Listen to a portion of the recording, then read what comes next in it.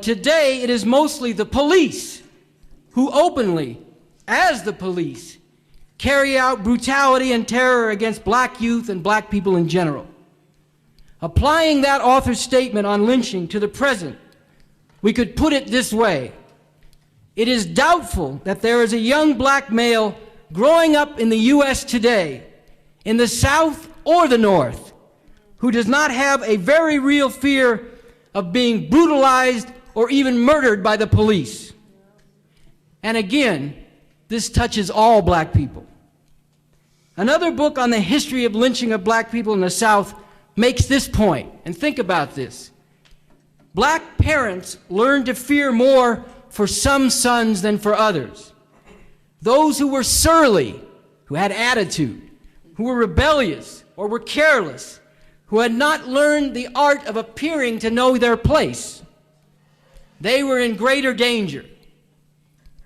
And tragically, parents had no choice but to try to keep their sons especially from showing those qualities, like self-confidence, curiosity, ambitiousness, that could be interpreted as insolence or arrogance by white people.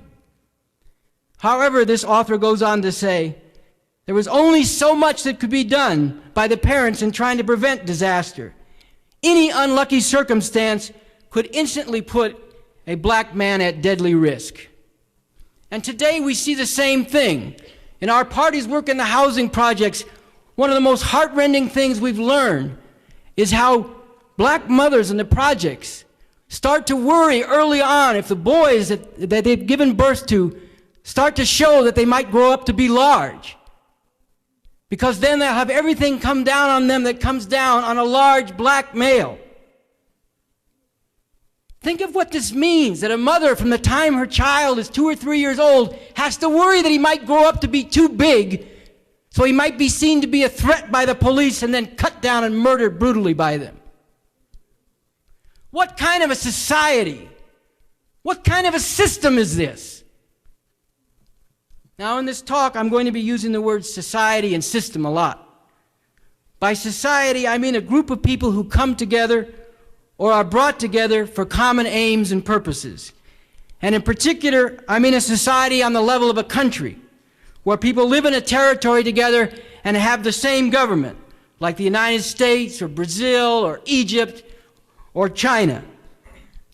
By system, I mean an organized way that something is held together and works. Systems have a certain order to them and certain ways in which things are done. Sometimes this is set down in formal rules and regulations or even laws, and sometimes it's just something that everybody has learned and carries out without the need for laws and people assigned to enforce them. For example, a game of cards or dominoes is a system. You have to play these games a certain way or it won't work. You can't put a domino any old place you want, any time you want, and try to think the game's going to work. What the fuck you doing, man? And the same is true of a game of cards, or bid whist, spades, or poker. You can't just play any card you want, any time you want, or else you've broken the system and the thing won't work.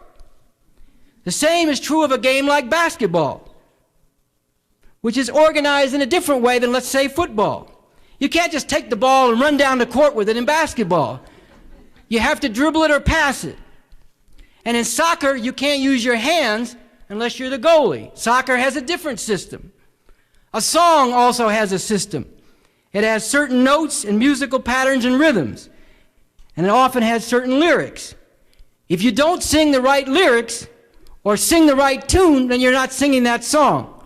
Or maybe you're not singing at all. Human societies are organized into systems too.